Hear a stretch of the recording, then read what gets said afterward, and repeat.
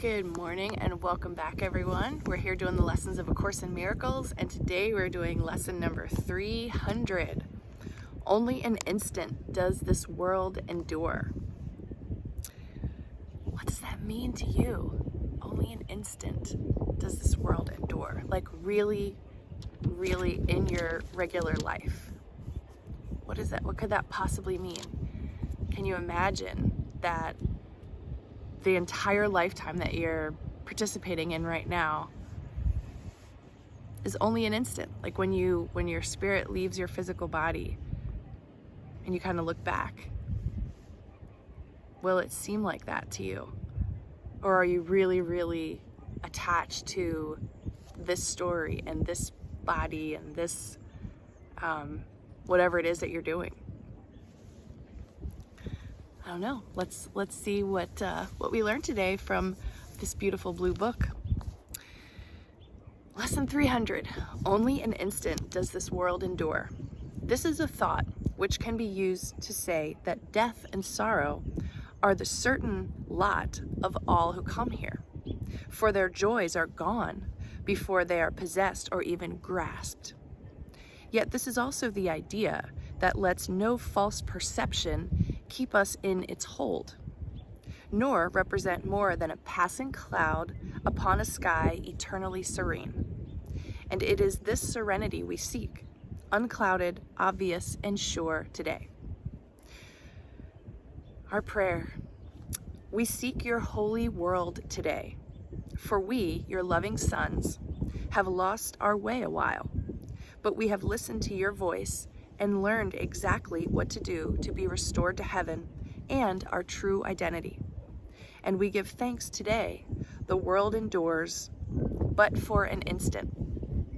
We would go beyond that tiny instant to eternity. Only an instant does this world endure. So I think what this calls into your awareness is your belief about death, perhaps your fear of suffering and pain and anything that you think may drag on forever. Whatever it is that's coming up that makes you afraid of spending time in this body, on this planet, in your situation. Only an instant does this world endure. And I mean, as we're continuously told, we're not our body, and everything that's happening is really taking place in our minds anyway. So, I don't know. I'm curious, what does this mean to you? Can you actually bring it down out of the book and into life and apply it in some way to help you, obviously? Okay. And I hear donkeys in the background. I haven't seen them yet, but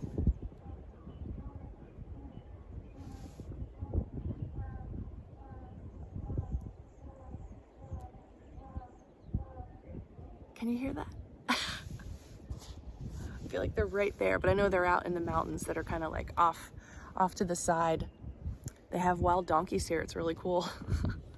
And they're so like velvety and fluffy looking. I did go over to the park a couple weeks ago before we came out here just to check out the lake, and we saw donkeys walking around in the street and everything.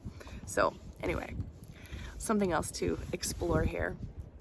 Went to a really wonderful sound healing last night, a sound bath in Phoenix, and I've never laid that close to the crystal bowls when they were being played, and it was just so enveloping, and the sounds were like, they were so loud together. There was this like rippling of an effect going on, and all these different instruments, that it was such a beautiful healing experience. I could actually feel places in my back kind of like opening up and releasing during the sound bath. It was amazing. So hopefully you have the opportunity to do that at some point. All right, let's see what a year of forgiveness has to say about lesson 300. Only an instant does this world endure. You are blessed beings indeed. I am that one you know as Jesus. Of course, this is not how you look at this place. You think of it as a permanent place, despite the many changes constantly happening in your life and in your world.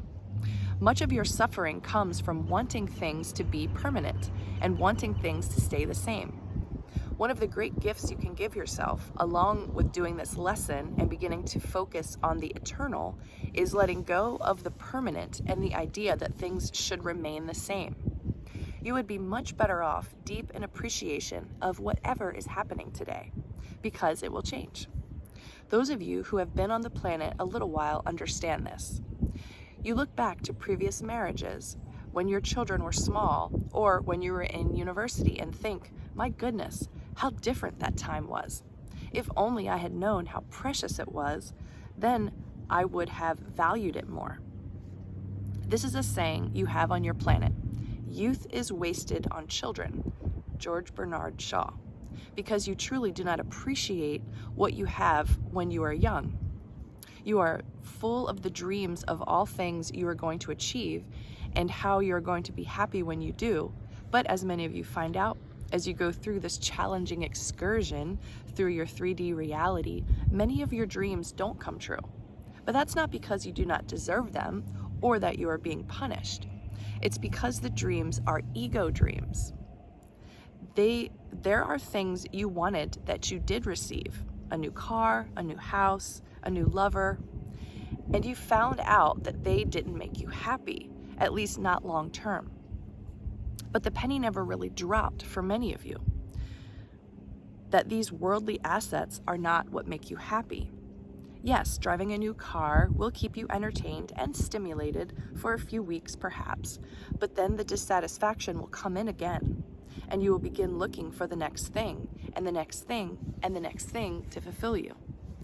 One way of connecting to eternity is through the eternal now, through the practice of appreciation and gratitude, knowing that whatever you have now, money, health, love, sickness, debt, doesn't matter. Whether it's good or bad, this too shall pass. And in the appreciation of those things, you will say for the lack, thank goodness this is not going to last. I will come out the other side of this. If you have the idea of not resisting it, but looking at it and going, okay, well, I have a lack of funds right now, but what do I have in abundance? Is there a way of getting into a state of appreciation for what I am experiencing right now? Perhaps you are experiencing a lack of money because the experience of it brings you what is needed. Perhaps you have overly valued money. Perhaps you have not developed another aspect of your abundance practice, and not having money for a little while can aid you in that. That's one way to look at it. Alternatively, if you have a lot, the ego's methodology would be to fear losing what you have. So if you have a lot, appreciate it fully. Revel in it, roll around in it, squeeze all the juice you can out of what you have right now, because this too shall pass and change will come. This is an adjunct to your current practice, this idea of fully living in the now, regardless of whether you consider it good or bad, because each experience is going to expand the expression of yourself. And once you see the good in the bad and the changeability in the good, then you will be living fully in the now, and that is where eternity lies. That is what this lesson is referring to.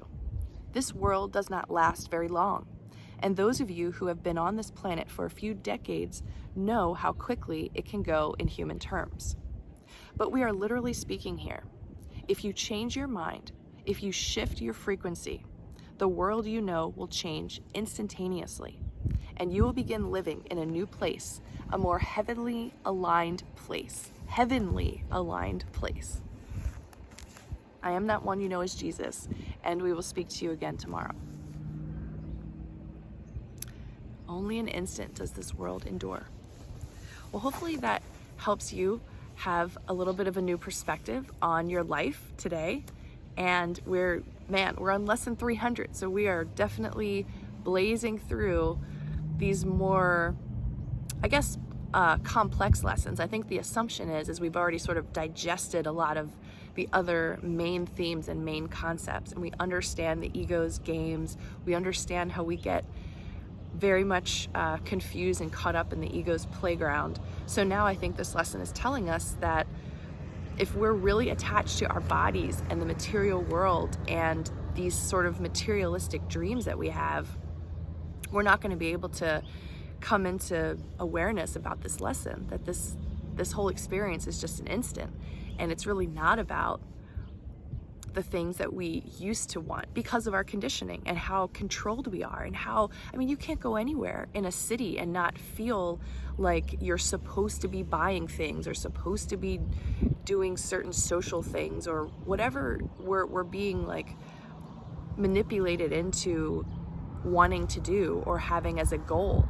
We really have to be strong in order to see this place as just an experience and nothing that we have to master from a material standpoint. So take that on today. Have a wonderful lesson, lesson 300. Congratulations for sticking with it and being at this place. And I will see you again tomorrow.